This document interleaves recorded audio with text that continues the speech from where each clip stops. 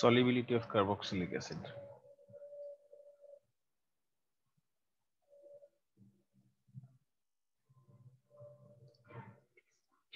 Carboxylic অ্যাসিডের solubility বলতে আমরা কিন্তু ইউজুয়ালি ওয়াটারের সলিবিলিটি কেমন সেটা দেখি। তো সেই হিসেবে তোমরা সবাই জানো যে কার্বক্সিলিক অ্যাসিড ওয়াটার সলিবল কেন। বিকজ আমি যদি কার্বক্সিলিক অ্যাসিডের একটা জেনারেল স্ট্রাকচারকে এইভাবে দেখাই যে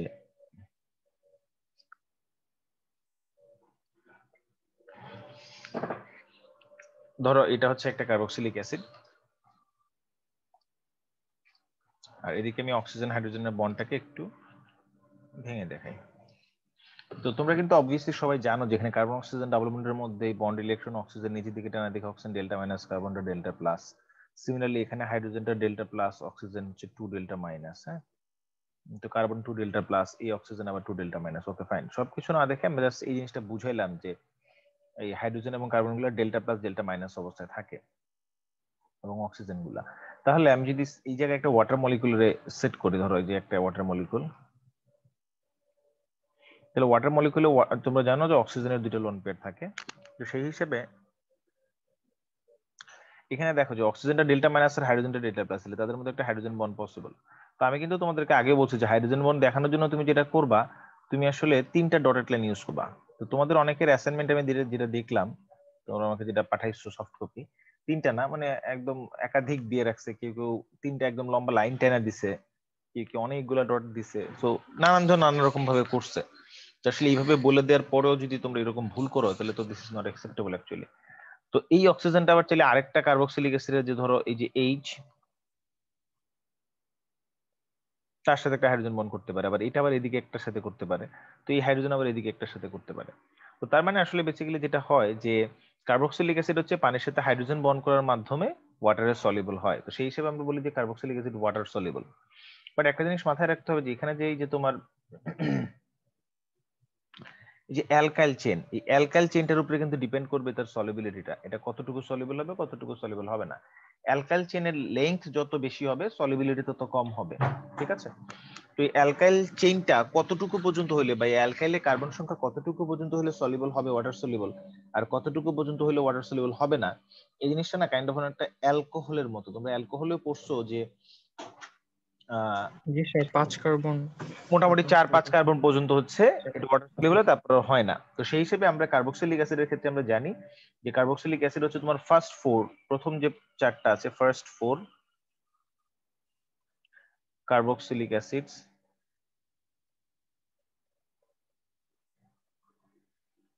ওয়াটার সলিবল। প্রথম 4টা কার্বক্সিলিক অ্যাসিড হচ্ছে ওয়াটার সলিবল হয়। ঠিক আছে, 5 কার্বন বা 6 কার্বন পর্যন্ত হচ্ছে মানে 5 কার্বনেরটা C5 বিশিষ্ট যে কার্বক্সিলিক অ্যাসিড, এটা কিন্তু হচ্ছে তোমার slightly soluble.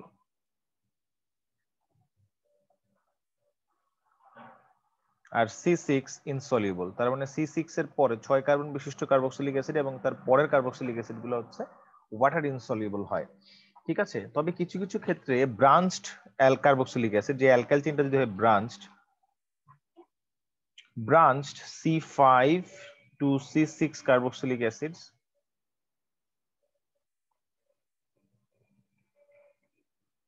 are water soluble.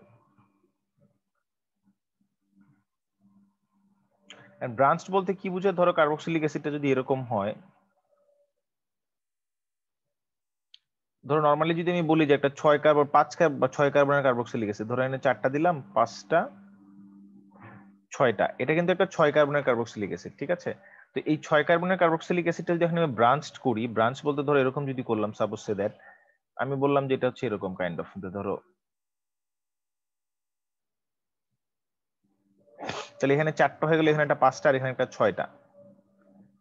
তো এটা কিন্তু শেপটা ছোট হয়ে আসলো এবং শেপটা হচ্ছে অনেকটা স্ফেরিক্যাল শেপ হলো।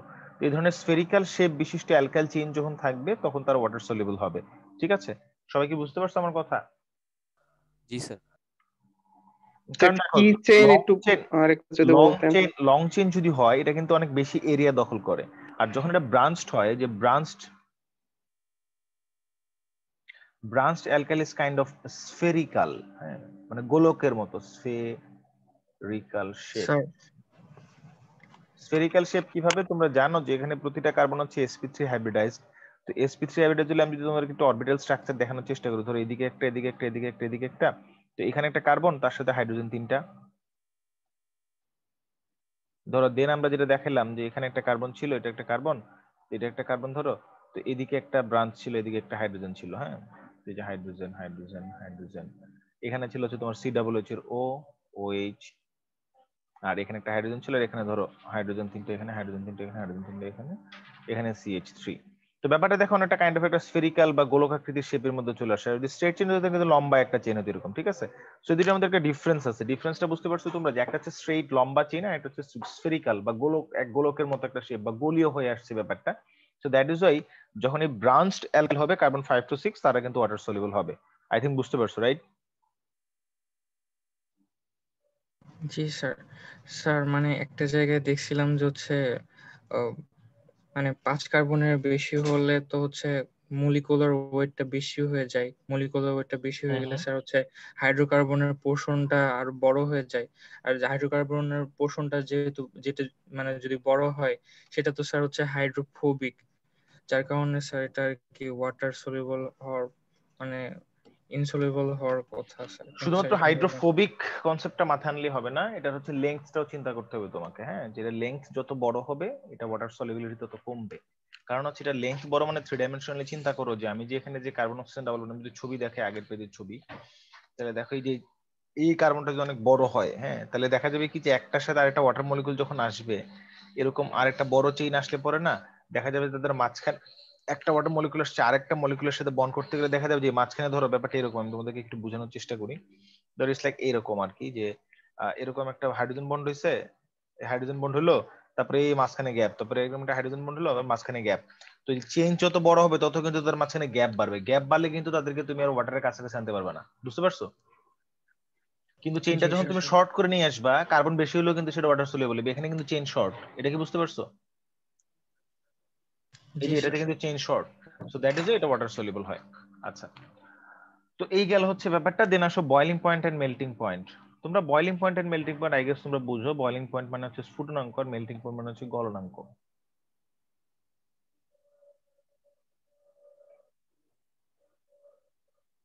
তো কার্বক্সিলিক অ্যাসিডের ক্ষেত্রে তাদের বয়লিং পয়েন্ট অ্যাবনরমালি একটু হাই হয়। মাঝে মাঝে কোশ্চেন আসে যে why the boiling point of carboxylic acid is abnormally high. Abnormally high বলতে ধরো অ্যালকোহলের যেরকম একটা বয়লিং পয়েন্ট আছে, অ্যালকোহলের সিমিলার মলিকুলার ওয়েট, ধরো অ্যালকোহলের যে মলিকুলার ওয়েট তার যে বয়লিং পয়েন্ট, কার্বক্সিলিক অ্যাসিডের সেম মলিকুলার ওয়েটের বয়লিং পয়েন্ট কিন্তু তার থেকে অনেক অনেক অনেক পরিমাণে বেশি, ঠিক আছে? আমি একদম একটা এক্সাম্পল দিই, এক্সাম্পল দিলে হয়তো তোমরা বুঝবা। যে সাপোজ সে দ্যাট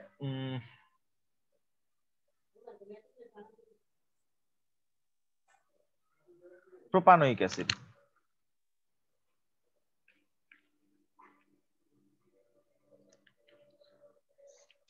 তার মলিকুলার ওয়েট MW মানে আণবিক ভর হচ্ছে 74, আর সেম মলিকুলার ওয়েটের একটা হচ্ছে N বিউটানল মানে স্ট্রেট চেন বিউটানল, এটার মলিকুলার ওয়েট কত? এটার মলিকুলার ওয়েট হচ্ছে 74 MW। তো দুজনের মলিকুলার ওয়েট যেমন কাছাকাছি, তাদের বয়লিং পয়েন্টও কাছাকাছি হওয়া উচিত, যেটা কিনা আমরা ওই যে ইয়াতে দেখছিলাম অ্যালকোহল পড়তে যেরকম একটা প্রশ্ন পড়ছিলাম, মনে পড়ে তোমাদের? তো এই প্রোপানিক অ্যাসিডের বয়লিং পয়েন্ট হচ্ছে 141 ডিগ্রি সেন্টিগ্রেড, আর এই এন বিউটানলের বয়লিং পয়েন্ট হচ্ছে যতটুকু মনে পড়ে আমার, সেটা হচ্ছে যে 118 ডিগ্রি সেন্টিগ্রেড। তো দুজনের দেখো মলিকুলার ওয়েট সেম, কিন্তু দুজনের বয়লিং পয়েন্টের মধ্যে একটা ব্যাপক ডিস্টেন্স আছে বা ডিফারেন্স আছে। ডিফারেন্সটা কোন জায়গায়? নর্মালি বিউটানল বা অ্যালকোহলের বয়লিং পয়েন্ট ইথার থেকে বেশি, এরকম একটা প্রশ্ন আমরা পড়ছিলাম। তো অ্যালকোহলের বয়লিং পয়েন্ট ইথার থেকে বেশি, এর পিছনে কারণ হচ্ছে যে অ্যালকোহলের সাথে অ্যালকোহল একটা মলিকুলের সাথে হাইড্রোজেন বন্ড করতে পারে। সিমিলারলি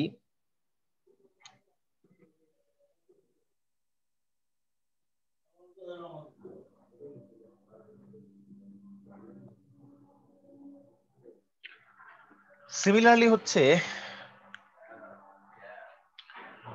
চ্যাটে কে কি লিখেছে? তো সিমিলারলি আমরা হচ্ছে এই জায়গায় দেখতে পাই যে কার্বক্সিলিক অ্যাসিডও কিন্তু নিজের সাথে নিজেই তোমার হচ্ছে কি বলে হাইড্রোজেন বন্ড করতে পারে। বাট যদি আমরা একটু স্ট্রাকচারালি দেখি, ধরো এটা একটা কার্বক্সিলিক অ্যাসিড আমি লিখলাম, এটা হচ্ছে ইথানোয়িক অ্যাসিড। তো সেম আরেকটা ইথানোয়িক অ্যাসিড যদি আমি দেখাই তোমাদেরকে, তাহলে তোমরা তোমরা ব্যাপারটা বুঝতে পারবা।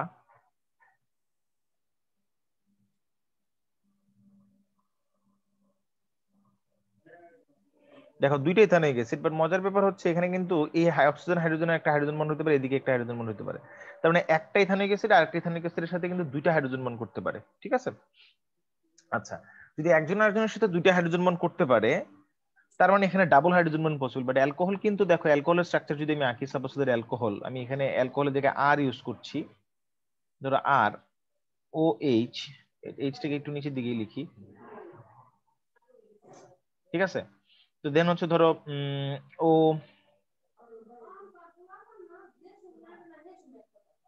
এইচ আর, এখানে কিন্তু একটাই হাইড্রোজেন বন্ড পসিবল, ঠিক আছে? একটা হাইড্রোজেন বন্ড পসিবল আর এখানে দুইটা হাইড্রোজেন বন্ড পসিবল। তো দুইটা হাইড্রোজেন বন্ড পসিবল হওয়ার কারণে যে ঘটনাটা ঘটে, যে কার্বক্সিলিক অ্যাসিডের ক্ষেত্রে যে জিনিসটা হয়, যে কার্বক্সিলিক অ্যাসিড একটা একটার সাথে একটু বেশি স্ট্রেংথ বা বেশি অ্যাট্রাকশন ফিল করে, বা একটু বেশি স্ট্রেংথ বা একটু বেশি বন্ড এনার্জিতে আবদ্ধ থাকে। তো তুমি যখন একটা ইথানিক অ্যাসিডকে বয়লিং করতে যাবে, তখন কিন্তু তোমাকে দুইটা হাইড্রোজেন বন্ড ব্রেক করতে হবে। সো এর জন্য তোমাকে এক্সেসিভ এনার্জি দিতে হবে। তো দ্যাট ইজ দেখা যায় যে একটা নির্দিষ্ট সেম মলিকুলার ওয়েটের একটা অ্যালকোহল চাইতে একটা কার্বক্সিলিক অ্যাসিডের সেম মলিকুলার ওয়েটের বয়লিং পয়েন্ট হচ্ছে একটু বেশি হয়, অ্যাবনরমালি বেশি, মানে একটু বেশি মানে অনেক বেশি, কিন্তু দেখো যে প্রায় 23 ডিগ্রি সেন্টিগ্রেড তাপমাত্রা বেশি। This is quite high. So that is আমরা বলছি যে মেল্টিং পয়েন্ট এবং বয়লিং পয়েন্ট হচ্ছে ইউজুয়ালি যেসব কার্বক্সিলিক অ্যাসিড গুলো আছে তাদের সাথে একটু বেশি হয়, ঠিক আছে? সো আরেকটা জিনিস একটু তোমাদেরকে বুঝতে হবে যে এখানে আরেকটা ব্যাপার এখানে ফ্যাক্টর হিসেবে দাঁড়ায়, যে তাদের মধ্যে যে হাইড্রোজেন বন্ডটা হচ্ছে, তো এটার জন্য বেসিক্যালি তাদের বয়লিং পয়েন্ট এবং মেল্টিং পয়েন্টটা বেশি হয়। বাট এই জায়গাতে যে অ্যালকাইল গ্রুপটা আছে, অ্যালকাইল গ্রুপটার উপরেও কিন্তু ভিত্তি করে তাদের melting point boiling point differ করতে পারে, বিভিন্ন রকম হতে পারে, যে অ্যাসিডের মধ্যেই নিজেদের মধ্যে কেমন হতে পারে মেল্টিং পয়েন্ট বয়লিং পয়েন্ট। তো সেটা তোমরা নিজেরা একটু পড়বা, তোমাদের এটা আমি টাস্ক দিলাম, তোমরা নিজেরা পড়বা। তো তারপরে আমি তোমাদেরকে একটু বলে দিই যে কার্বনের তোমার হচ্ছে লেংথ যত বাড়বে, লেংথ বলতে হচ্ছে তাদের যত বাড়বে, কি বলে, মেল্টিং পয়েন্ট এবং বয়লিং পয়েন্ট যত কি বলে তাদের অ্যালকাইল চেনের লেংথ যত বাড়বে, তাদের হচ্ছে তোমার মেল্টিং পয়েন্ট এবং বয়লিং পয়েন্ট ইউজুয়ালি বাড়তে থাকে। এটা হচ্ছে তাদের একটা ক্রম। বাট কিছু কিছু ক্ষেত্রে মেল্টিং পয়েন্টের ক্ষেত্রে একটু ডিফারেন্স দেখা যায়, বাট সেটা খুব একটা মানে ইউজুয়াল না, আনইউজুয়াল কেস আর কি।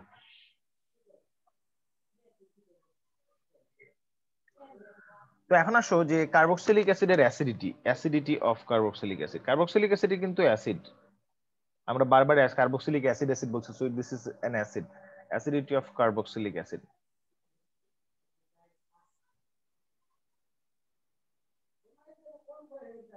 তো কার্বক্সিলিক অ্যাসিডের অ্যাসিডিটি যখন আমরা পড়তে যাব, কার্বক্সিলিক অ্যাসিড একটা অ্যাসিড হিসেবে কাজ করে, এটাকে আমাদেরকে বুঝতে হবে কিভাবে সে অ্যাসিড হিসেবে কাজ করে। ধরো কার্বক্সিলিক অ্যাসিডের স্ট্রাকচার যদি আমরা দেখি, আর C double bond O H. তো এখানে carbon oxygen double bond electron carbon নিচের দিকে টানে, অক্সিজেন নিচের দিকে টানে, তাহলে অক্সিজেন ডেল্টা মাইনাস, কার্বনটা ডেল্টা প্লাস। তো কার্বন দেখা যায় অক্সিজেন ইলেকট্রন টানে, অক্সিজেন হাইড্রোজেন ইলেকট্রন টানে, হাইড্রোজেনটা ডেল্টা প্লাস হয়, অক্সিজেনটা ডেল্টা মাইনাস হয়। এবং যে ঘটনাটা ঘটে এই জায়গায়, কার্বন অক্সিজেন ডাবল বন্ডের ইলেকট্রন অক্সিজেন নিচের দিকে টানার কারণে কার্বন তার পার্শ্ববর্তী হাইড্রক্সিল গ্রুপের অক্সিজেন থেকে যখন ইলেকট্রন টানবে, তখন হাইড্রক্সিল গ্রুপটা এখান থেকে একটা প্রোটন রিলিজ করে দিবে।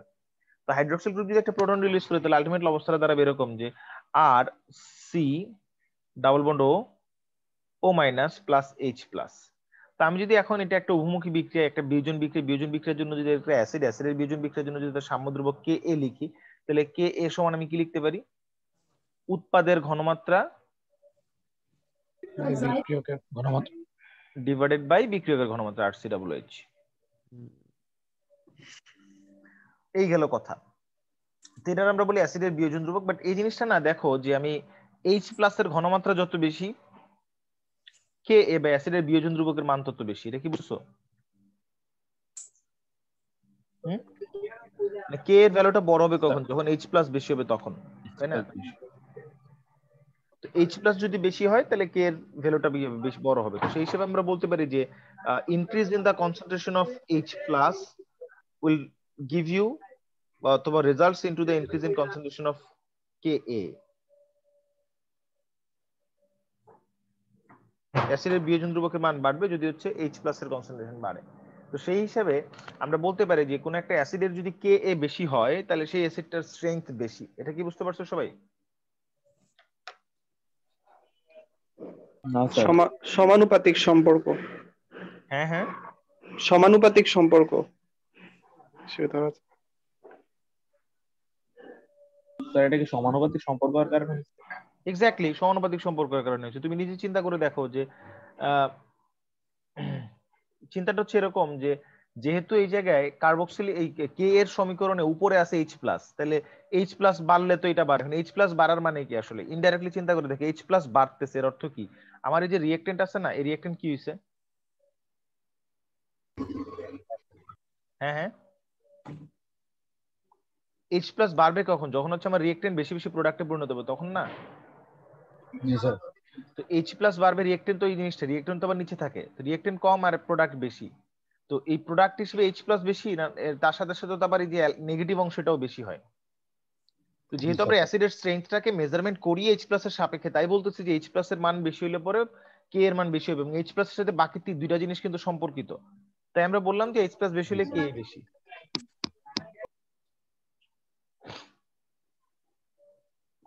আমি যদি একটা এক্সাম্পল দিই, সাপোজ আমরা একটা এক্সাম্পল নিলাম, Ka of ethanoic acid, ethanoic acid মানে CH3CH। ইথানোইক অ্যাসিডের K হচ্ছে 1.8 into 10⁻⁵। এটার সিগনিফিকেন্স বুঝো তোমরা?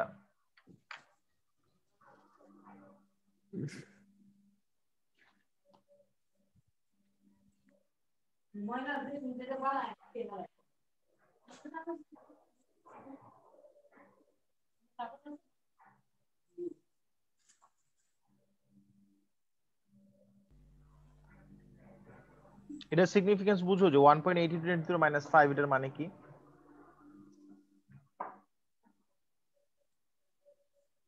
জি স্যার, এটা হচ্ছে মানে নির্দেশ করে যে হচ্ছে এটা কতটুকু অ্যাসিডিটি, এটাই স্যার নির্দেশ করে। নির্দেশ করে।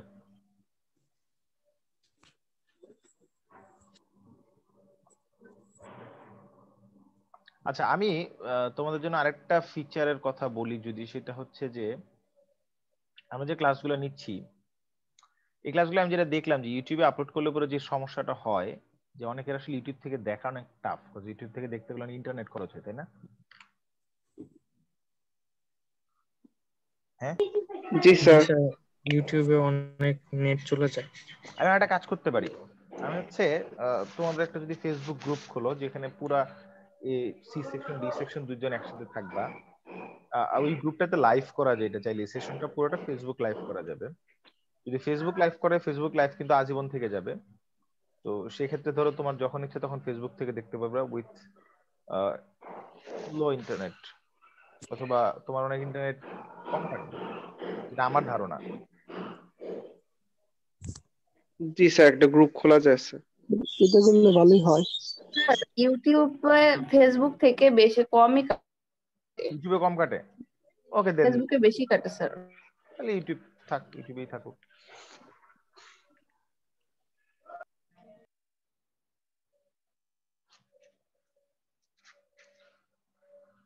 ওকে, তাহলে কে এ হচ্ছে এত, এটার সিগনিফিকেন্স তোমরা জানো না বা কেউ বুঝো না, কখনো চিন্তা করো নাই?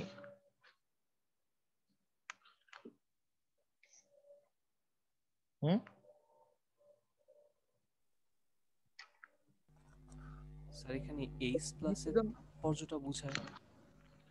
এটার মানে হচ্ছে যে তুমি যদি 10⁵ সংখ্যক ইথানোইক অ্যাসিডকে বিয়োজন করো, বা ইথানোইক অ্যাসিড যদি বিয়োজিত হয়, বা 10⁵ সংখ্যক ইথানোইক অ্যাসিড যদি থাকে, তার মধ্যে থেকে মাত্র 1.8টা বিয়োজিত হয়।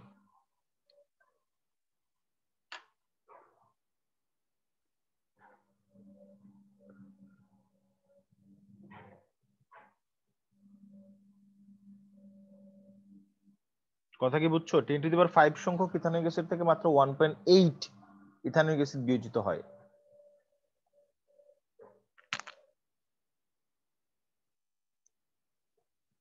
সবাই কি বুঝছো কি বলছি আমি? জি সবাই স্যার। তো সবাই তো শুনতে পায় না, কারণ সবাই তো ক্লাস করে না। স্যার বুঝতে পারিনি। এটা থেকে আমরা স্যার পিএইচও বের করতে পারি। হ্যাঁ যাবে, কিন্তু সেটার আবার আলাদা ফর্মুলা আছে। এই জন্যই হচ্ছে আমরা তখন, যেহেতু সম্পূর্ণ বিয়োজন হয় না, তখন একটা নির্দিষ্ট অংশ বিয়োজিত হয়, সেই নির্দিষ্ট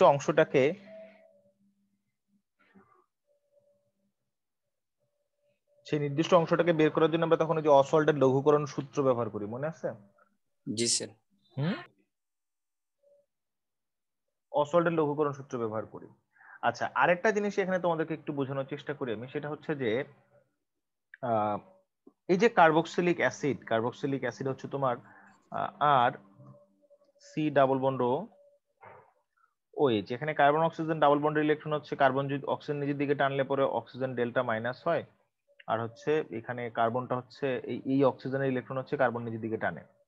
তো আলটিমেটলি ঘটনা যেটা ঘটে আমি বলতে পারি যে আর সি ডাবল বন্ড হয় একটা বন্ডলে অক্সিজেন মাইনাস হয়ে গেল, আর এই অক্সিজেনটা তোমার যদি তার লোন পেয়ার ছিল দুইটা, একটা লোন পেয়ার দিলে দিকে সেটা প্লাস হয়ে গেল, এরকম অবস্থা দাঁড়াইলো।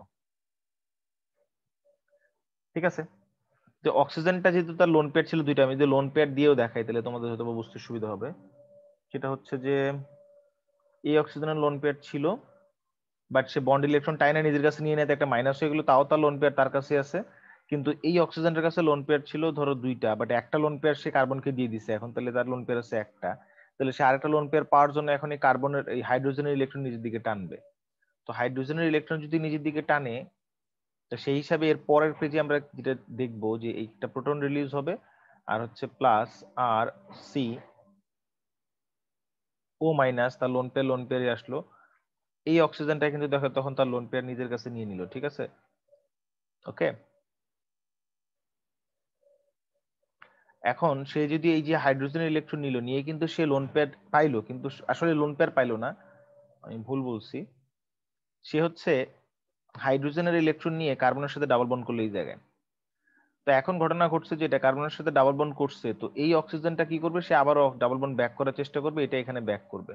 যদি ব্যাক করে তাহলে অবস্থাটা কি দাঁড়াবে, অবস্থাটা দাঁড়াবে এরকম যে এর পরের লাইনে অবস্থাটা দাঁড়াবে এরকম। পরের লাইনটাকে একটু অন্য জায়গায় দেখাই, যে আর সি এই জায়গায় এই যে অক্সিজেনের সাথে একটা সিঙ্গেল বন্ড ছিল, পরে একটা ডাবল বন্ড আবার চলে আসবে, ডাবল বন্ড চলে আসলো, লোন পেয়ার হইলো, আর এদিকে অক্সিজেন তার লোন পেয়ার ফেরত পাইলো, কিন্তু যেহেতু এই যে বন্ড ইলেকট্রন আবার টাইনা নিজের কাছে নিয়ে নিছে, তাহলে সে আলটিমেটলি নেগেটিভলি চার্জ হয়ে যাবে। তো আবার এটা ব্যাক করবে, আবার এই যে অক্সিজেন ব্যাক করবে, মানে এটা যদি আবার ব্যাক করে ধরে এই জায়গায়, তাহলে এটা আবার এখানে ব্যাক করবে, তো এইভাবে চলতেই থাকবে। তো এই যে এই ঘটনাটা যদি কন্টিনিউয়াসলি চলতেই থাকে, তাহলে আলটিমেটলি আমরা এখানে একটা জিনিস বলতে পারি যে এখানে একটা রেজোনেন্স কাজ করে। রেজোনেন্স হচ্ছে কাইন্ড অফ এরকম, অথবা স্ট্রাকচারটা হচ্ছে কাইন্ড অফ এরকম দাঁড়ায় যে আর সি ডাবল বন্ড ও, ও মাইনাস হলো একবার, দেন কি দাঁড়ালো আর সি ও মাইনাস ডাবল বন্ড অক্সিজেন। এটা তো হয়েছে একটু আগে, আমরা এটাই দেখছি না? হুম হুম, জি স্যার। জি স্যার। বুঝছো? জি স্যার। তাহলে যদি এমন হয়,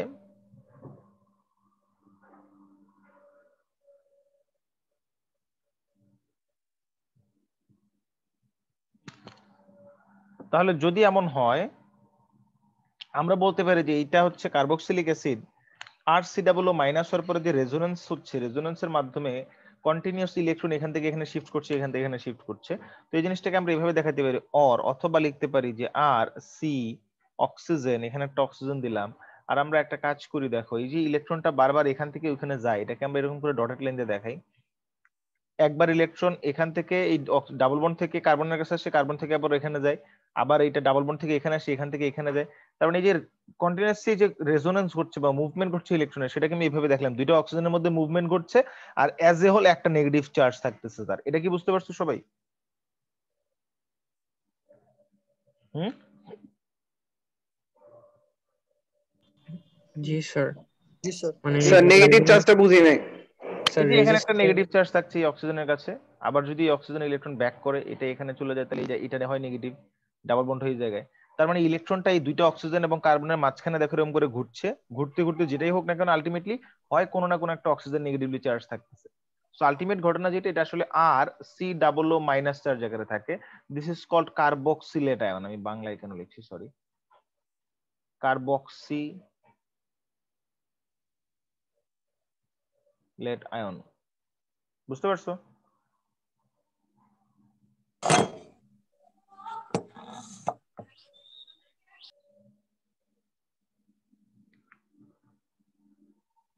এখন মাঝে মাঝে একটা প্রশ্ন করা হয় যে আম,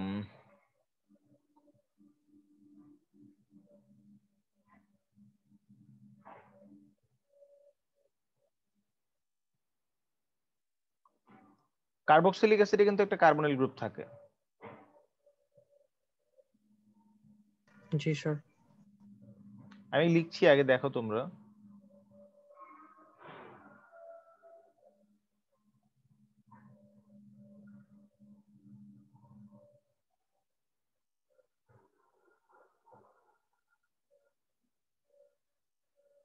Though there is a carbonyl group in carboxylic acid group বা carboxylic acid, but it doesn't undergo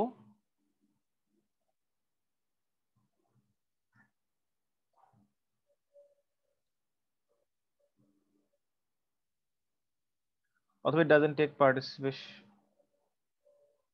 অথবা it doesn't undergo, undergo লিখি।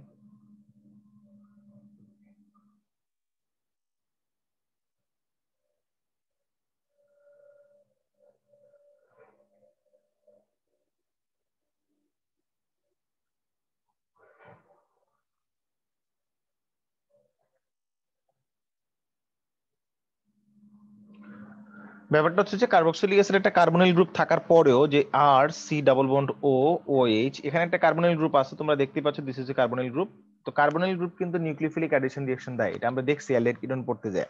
তো এখন প্রশ্নটা হচ্ছে যে though there is a carboxylic acid group, carbonyl group in carboxylic acid, হ্যাঁ, থাকার পরেও কিন্তু এই জিনিসটা কি করছে না, এই জিনিসটা হচ্ছে তোমার ওই ইয়ে করছে না, মানে কার্বনিল গ্রুপের মতো নিউক্লিওফিলিক অ্যাডিশন বিক্রিয়া দিচ্ছে না। কেন? এটার অ্যান্সার কে দিতে পারবে?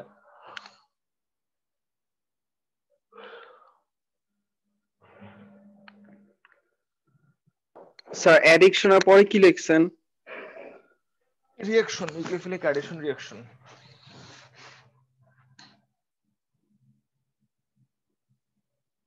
এটার অ্যান্সার কে দিতে পারবা? স্যার একটু আরেকবার বলবেন কোশ্চেনটা।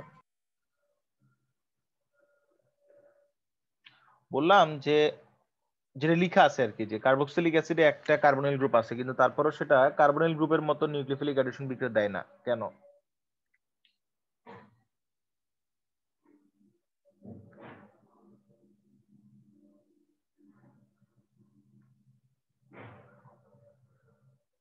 কার্বক্সিলিক অ্যাসিড একটা কার্বনিল গ্রুপ আছে না, দেখতে পাচ্ছ কার্বনিল গ্রুপ আছে, বাট তারপরে কেন নিউক্লিওফিলিক অ্যাডিশন বিক্রিয়া দেয় না?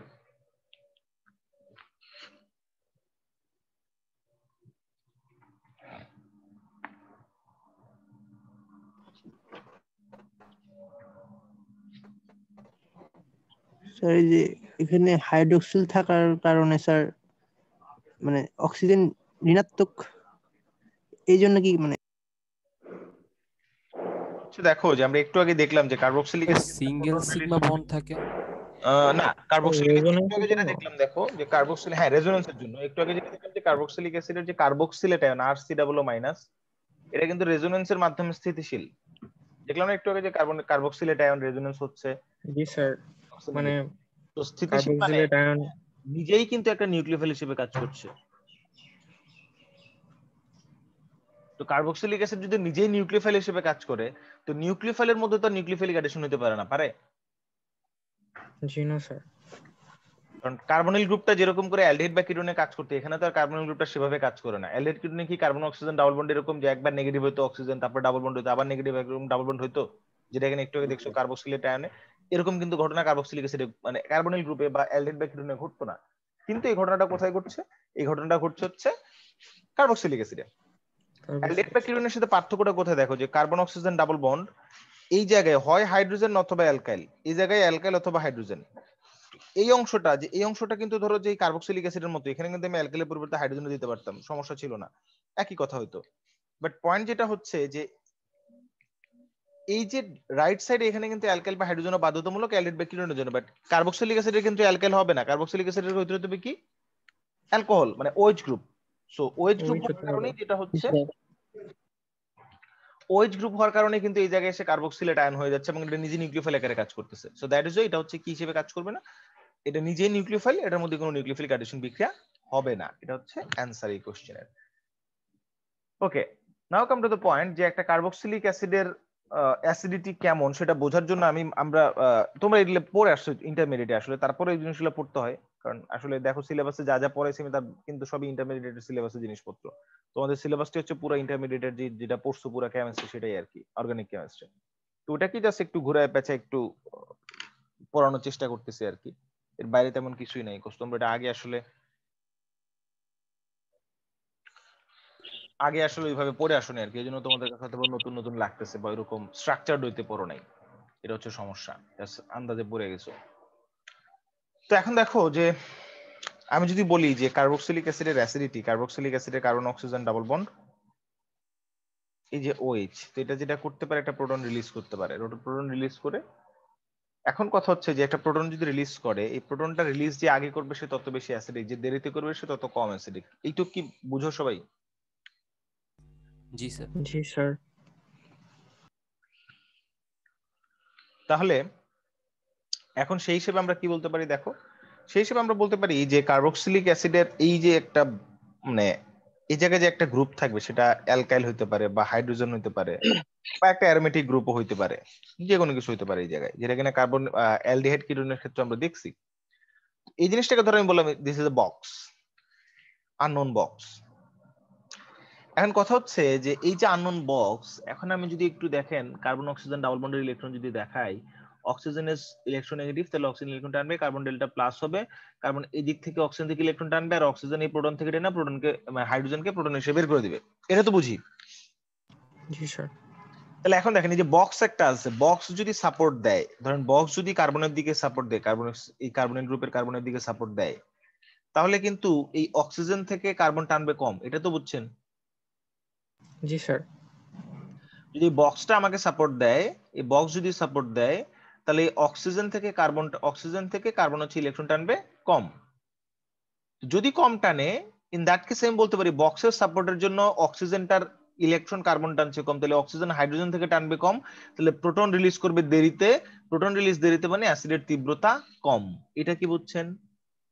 জি স্যার, বুঝতে পারছি স্যার। তাহলে বলতে পারি বক্স যদি সাপোর্ট দেয় তাহলে অ্যাসিডের তীব্রতা, বলতে পারি যে অ্যাসিডিটি কমে যায়। কমে যাবে। আর বক্স যদি সাপোর্ট না দিয়ে উল্টা নিজের দিকে ইলেকট্রন টানে, তাহলে অবভিয়াসলি অ্যাসিডিটি বাড়বে। বাড়বে। জি স্যার। তাহলে এখন আসলে আমরা একটা একটা করে স্ট্রাকচার দিকে ধরেন, আমি বললাম HC ডাবল বন্ড ও OH। স্যার আরেকবার ওই স্লাইডটা একটু দেখলে সুবিধা হতো। আচ্ছা দেখাচ্ছি।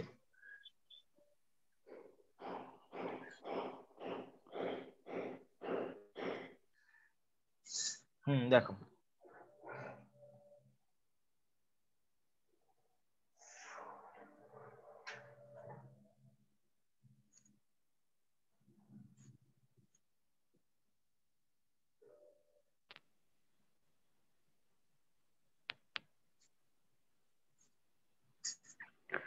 এই মেসেঞ্জারটা আপডেট দেওয়ার পর থেকে মেসেঞ্জারটা স্লো হয়ে গেছে। বুঝলাম না কাহিনী। এই খানজান আলী না মারুফ আহমেদ?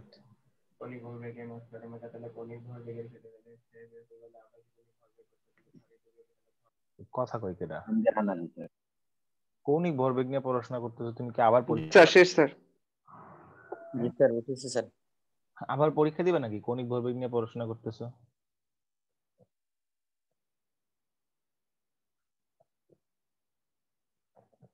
ওকে, তাহলে এখন আমি যাদেরকে জিজ্ঞেস করবো তারা উত্তর দিবা, বা যারা যারা পারবা হ্যান্ড রেজ করবা। এই তিনটার মধ্যে কোন অ্যাসিডটার, আমি যদি এটাকে বলি স্ট্রাকচার 1, এটাকে বললাম 2, এটাকে বললাম 3, কোনটার তীব্রতা সবচেয়ে বেশি? যারা যারা পারবা হ্যান্ড রেজ করো।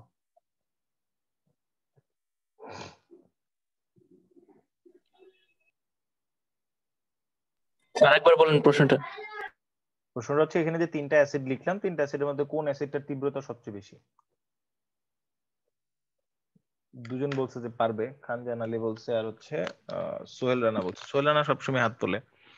অনুপ বলছে পারবে, তানভীর জামান বলছে পারবে, শাহরিয়ার সাকিব বলছে পারবে,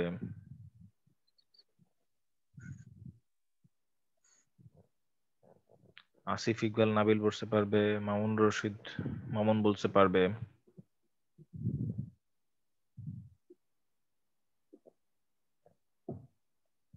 আচ্ছা, যারা যারা পারবে তারা তো হ্যান্ড রেজ করছে। বাকি যারা আছো তাদের মধ্যে থেকে আমি একটু জিজ্ঞেস করি তোমাদের আইডিয়া কি। শামীমুল ইসলাম 253, তুমি কি আমাকে শুনতে পাচ্ছ?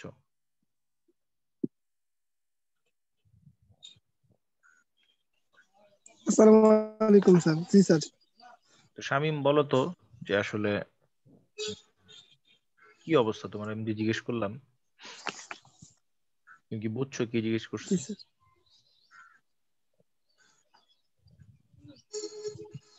স্যার নেটওয়ার্কের সমস্যা করছিল তো স্যার, ওই এটা বক্সটা স্যার। স্যার কি জানি বললেন স্যার, অ্যাসিডিটি মানে বক্সটা যদি ইলেকট্রন দেয় তাহলে অ্যাসিডিটি কমে যাবে, হুম, আর স্যার বক্সটা যদি ইলেকট্রন টেনে নেয় তাহলে কি অ্যাসিডিটি বেড়ে যাবে? বেড়ে যাবে। হ্যাঁ, এরকম বলছি। তাহলে এখন কথা হচ্ছে, এখানে বক্সের জায়গায় এখানে আছে হাইড্রোজেন, এখানে আছে মিথাইল, এখানে আছে ইথাইল। তো তুমি এখন আমারে বলো যে কোনটা ইলেকট্রন দিবে আর কোনটা নিবে। এখানে হাইড্রোজেন কি ইলেকট্রন দিবে?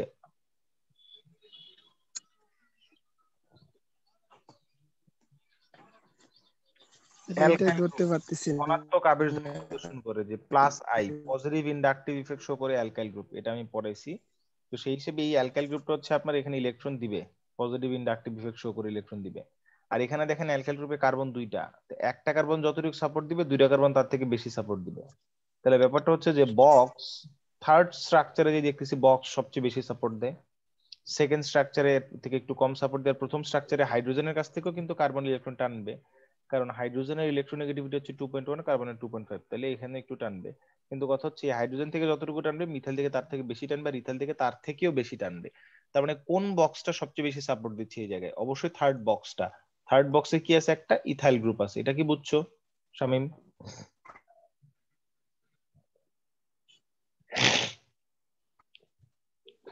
শামীম কি আমার কথা বুঝতে পারছো?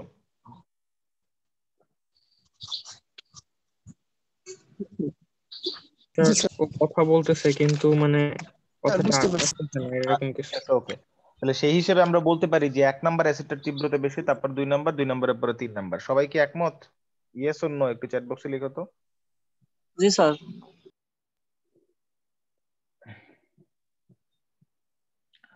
ওকে, নাবিল বলছি ইয়েস, জাহিদ বলছে ফাইন, অনেকেই বলছি ইয়েস ইয়েস ইয়েস। তার মানে মোটামুটি সবাই বুঝতে পারছো। ওকে, তো গেল এটা। এখন হচ্ছে আমরা দেখি অন্য একটা অ্যাসিড, সাপোজ আমি যদি অ্যাসিডটার কথা বলি।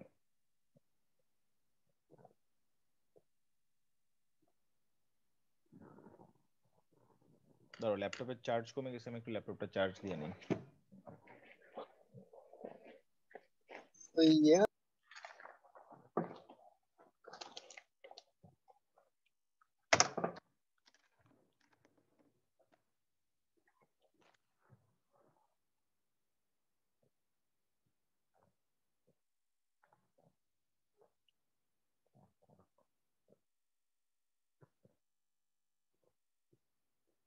আচ্ছা, রেকর্ড তো চলছে না। তো যেটা বলছিলাম সেটা হচ্ছে যে এখন যে দুইটা স্ট্রাকচার আমি আঁকবো, দুইটা স্ট্রাকচারের মধ্যে কোনটার কেমন অ্যাসিডিটি সেটা একটু তোমরা অ্যান্সার দিবে আমাকে। আই নো তোমরা এটা সবাই পারবা, সবাই পারা উচিত, যেগুলা আগের পড়াশোনা।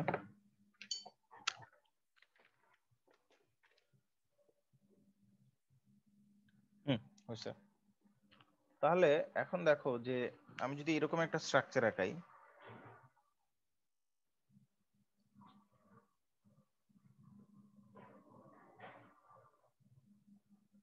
এই দুইটার মধ্যে আসলে আমি এটাকে এইভাবে না আরেকটু মানে জেনারেলাইজ করে লিখি আর কি।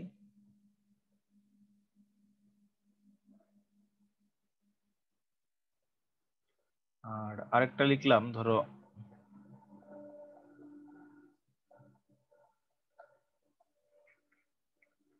তো সেই হিসেবে এটাকে বললাম 1 নাম্বার স্ট্রাকচার, এটাকে বললাম 2 নাম্বার, এটাকে বললাম 3 নাম্বার। তো এখন এই তিনটা স্ট্রাকচারের মধ্যে which one of the following is more acidic? কে পারবা? হ্যান্ড রেজ করছে দুজন পার্টিসিপেন্ট, আমি জানি একজন সৈয়দ রানা নাকি না, সৈয়দ রানা হাত তোলেনি। হ্যাঁ হাত তুলছে। খান জানালি বলছে সারিয়া সাকিব। সাকিব তুমি বলো। স্যার 1 নাম্বারটা স্যার। 1 নাম্বারটা সবচেয়ে বেশি অ্যাসিডিক। ও মানে এসিটিক স্যার 3 নাম্বারটা। 3 নাম্বারটা কেন? স্যার ওই যে ফ্লুরিন তো দ্বিধাত্মক কথা বেশি স্যার, এটা টান দিবে, ওই দিক দিয়ে আবার অক্সিজেন আছে, যার কারণে এই জায়গায় হাইড্রোজেনটা বেশি রিলিজ হবে এই জন্য। আচ্ছা, ব্যাপারটা হচ্ছে দেখো এই জায়গায় বক্স ইলেকট্রন দিচ্ছে, আর এখানে ক্লোরিন হচ্ছে কার্বন থেকে বেশি ইলেকট্রন গ্রুপ, তাহলে ক্লোরিন কার্বন থেকে টানবে। আর এই কার্বনটা দেখা যাবে কি CH2 বিশিষ্ট কার্বনটা কার্বনিল গ্রুপের কার্বন থেকে বেশি টানবে ইলেকট্রন। তার মানে এখানে বক্স ইলেকট্রন টানছে। এখানে ফ্লোরিনও বেশি ইলেকট্রোনেগেটিভ কার্বন আছে, তাহলে এই বক্সও টানবে। বাট ক্লোরিন এবং ফ্লোরিনের মধ্যে ফ্লোরিন ইজ মোর ইলেকট্রোনেগেটিভ, তাহলে এইটা বেশি টানবে। তার মানে বক্স বেশি টানতেছে 3 নাম্বারটাতে, তাহলে 3 নাম্বারটা বেশি অ্যাসিডিক হবে। জি স্যার। স্যার অ্যাসিডিক হবে 1 নম্বরটা স্যার। 3 নাম্বারটা স্যার বেশি টানলে তাহলে স্যার হচ্ছে ওই মানে চিন্তা করো, তুমি নিজেই চিন্তা করো, চিন্তা করলে অ্যান্সার পাবে। স্যার দিলে তো স্যার হচ্ছে সাপোর্ট দেয়া হলো না স্যার, টান দিলে তো স্যার হচ্ছে নিয়ে নিল। সাপোর্ট দিলে তো সাপোর্ট দিচ্ছে, দেয়ার মানে কি তো কমে যাচ্ছে, কমলে তো অ্যাসিডিটি বাড়বে। ব্যাক করি, দেখো যদি বক্স যদি সাপোর্ট দেয়, তো নরমালি ধরো বক্সে নাই, এখন বক্স নাই মানে কি এই কার্বনিল গ্রুপটার কার্বনের অক্সিজেন নেগেটিভ, কার্বনটা পজিটিভ হওয়ার কারণে এই কার্বনটা এই যে এই হাইড্রোক্সিল গ্রুপের অক্সিজেন থেকে টানে ইলেকট্রন, তাই হাইড্রোক্সিল গ্রুপটা প্রোটন এই হাইড্রোজেন থেকে ইলেকট্রন এটা হাইড্রোজেনটা প্রোটন আকারে বের করে দেয়। মানে বক্স আছে একটা, বক্স মানে কি এখানে কিছু একটা অ্যালকাইল গ্রুপ হবে বা হাইড্রোজেন হবে, কিছু একটা হবে। এখন বক্স যদি সাপোর্ট দেয়, তো সাপোর্ট দেয় মানে কি এই কার্বনটা হাইড্রোক্সিল গ্রুপের অক্সিজেন থেকে টানবে কম, তো সে তো অন্য দিক থেকে সাপোর্ট পাইতেছে, সেই হিসেবে প্রোটনটাকে ছাড়বে দেরিতে, বা ছাড়বে না, বা দেরিতে ছাড়বে বা স্লোলি ছাড়বে। আর বক্স যদি নিয়ে নেয়, তাহলে বক্স তো নিয়ে নিচ্ছে মানে কি কার্বন তো অলরেডি অক্সিজেনও নিচ্ছে বক্সও নিচ্ছে, তাহলে সে তো অক্সিজেন থেকে অনেক বেশি পরিমাণে টানবে, প্রোটনটা তাড়াতাড়ি রিলিজ করবে। এই হচ্ছে কনসেপ্ট। তো সেই হিসেবে আমি বক্সের কথা বলি বারবার, তো সেই হিসেবে আমি বলতে পারি যে 3 is greater than 2 greater than 1। Answer পাইছো? জি স্যার, জি স্যার, ভুলে বলেছি, সরি স্যার। না ইটস ওকে, সমস্যা নেই, হতেই পারে। তো এই গেল মোটামুটি অ্যাসিডিক প্রপার্টি গুলো। এখন আসলে কেমিক্যাল প্রপার্টিস। তো কেমিক্যাল প্রপার্টিস মানে রিঅ্যাকশন, কি কি ধরনের রিঅ্যাকশন দেয় সেটা। তো কেমিক্যাল প্রপার্টিস এর মধ্যে ফার্স্ট অফ অল আমরা যেই কেমিক্যাল প্রপার্টিসটা দেখব, মোটামুটি 4 ধরনের কেমিক্যাল রিঅ্যাকশন দেখা হয় আর কি, বা দেখা যায় কার্বক্সিলিক অ্যাসিডে। তো এই 4 ধরনের কেমিক্যাল রিঅ্যাকশন বা রিঅ্যাকশনের মধ্যে প্রথমে যেটা ইনভলভ হয় সেটা হচ্ছে ফার্স্ট অফ অল যে reaction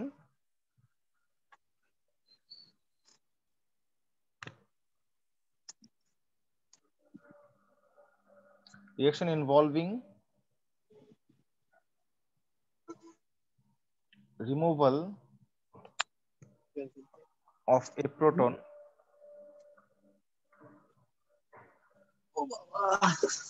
from hydroxyl group। মানে কার্বক্সিলিক অ্যাসিডের হাইড্রোক্সিল গ্রুপ থেকে এটা প্রোটন রিমুভাল হয়, এটা হচ্ছে টাইপ 1 বা এক ধরনের রিঅ্যাকশন। তো সেই রিঅ্যাকশনের एग्जांपल হিসেবে আমরা কি দেখতে পারি, সাপোজ সে দ্যাট আমি যদি বলি CH3COOH,